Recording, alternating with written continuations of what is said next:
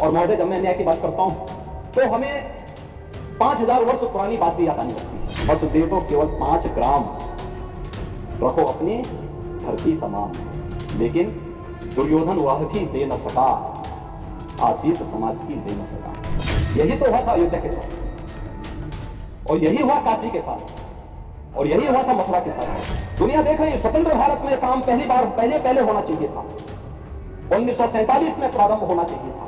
देखिए, अयोध्या का उत्सव लोगों ने देखा तो नंदी बाबा ने भी कहा, भाई हम काहे इंतजार कर रहे हैं। विदेशी आक्रांताओं ने केवल इस देश के अंदर धन दौलत ही नहीं लूटा था, इस देश की आस्था को भी रौंदने का काम किया था। दुर्भाग्य है, आजादी के बाद उन विदेशी आक्रांताओं को महिमामंडित करने की कुछ प्रयास हुए।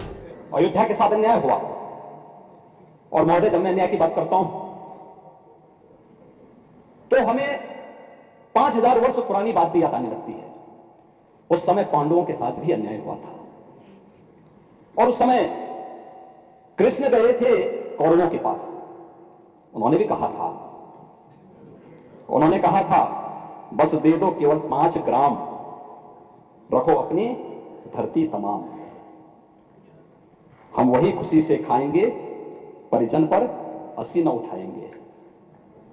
लेकिन दुर्योधन वह भी दे न सका, आशीष समाज की ले न सका।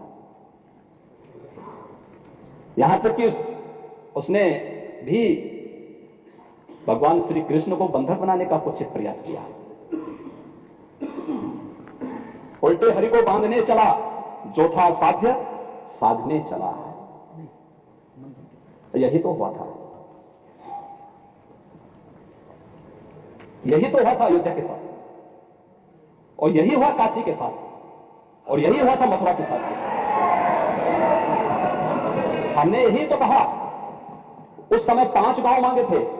भाई, भगवान कृष्ण ने तो पहले कहा, जब वो समझौता कराने के लिए गए थे, महाभारत का युद्ध टालने के लिए गए थे, कि देना हो तो आधा दो, लेकिन इसमें भी यदि बाधा है तो दे दो केवल 5 ग्राम। लेकिन वो 5 गांव, लेकिन यहां तो ये समाज सैकड़ों वर्षों से यहां की आस्था केवल 3 के लिए बात कर रही है। 3 के लिए,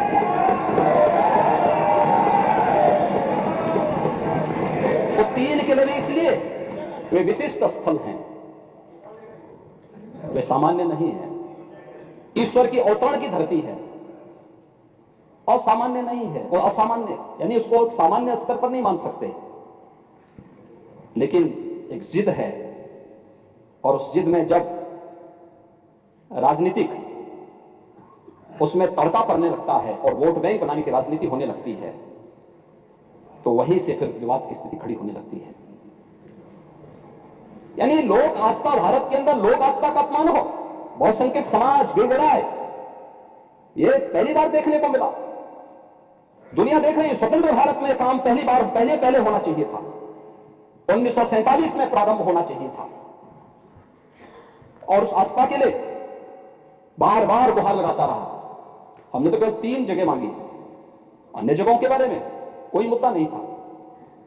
अयोध्या के लिए, और देखिए, अयोध्या का उत्सव लोगों ने देखा तो नंदी बाबा ने भी कहा, भाई हम काहे इंतजार करें।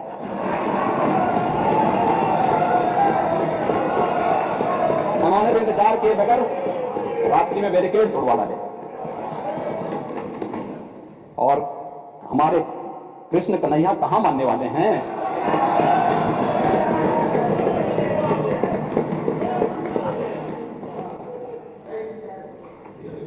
विदेशी आक्रांताओं ने केवल इस देश के अंदर धन दौलत ही नहीं लूटा था, इस देश की आस्था को भी रौंदने का काम किया था। दुर्भाग्य है, आजादी के बाद उन विदेशी आक्रांताओं को महिमामंडित करने के कुछ प्रयास हुए, अपने वोट बैंक के लिए, अपने वोट बैंक के लिए। भारत का हर नागरिक, मुझे बहुत अच्छा लगा, मैंने एक दिन सुप्रीम कोर्ट की एक अधिवक्ता, संभवतः मैं उसका नाम जान नहीं पा रहा हूं, लेकिन कुछ संभवतः कोई सुबई खान है, उन्होंने उनका एक वक्तव्य मैं सुन रहा था, बहुत अच्छा वक्तव्य। उन्होंने कहा, देखिए हम सब सनातन धर्मावलंबी हैं, हाँ मेरा मजहब इस्लाम हो सकता है, वो मेरी उपासना विधि है, मेरा मजहब है, लेकिन जन्म से हम सनातनी भारतीय हैं। बोलने में संकोच किया। लेकिन यहां तो अपनी पहचान को और भारत की पहचान को ही समाप्त किया जाता है। हम महिमा मंडप कर रहे हैं उन्हीं आक्रांताओं का जो भारत की लोक आस्था पर प्रहार करते थे, जन विश्वास को रौंदने का काम करते थे। भारत के महापुरुषों, भारत की वीर सेनानियों, भारत के आराध्य देवों को अपमानित करते थे, जिनके खिलाफ हमारे वीर सेनानी लड़े थे, महापुरुष लड़े थे। आज उन महापुरुषों को सम्मानित करने के बजाय हम उन आक्रांताओं को महिमामंडन करें, यह देश अब स्वीकार करने को तैयार नहीं है, कतई स्वीकार नहीं होगा।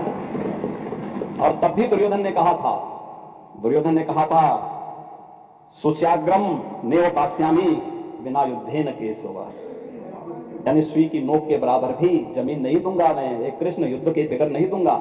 तो महाभारत का युद्ध तो होना ही होना था। क्या हुआ? पूरा कौरव पक्ष से ही स्वाहा हो गया, समाप्त।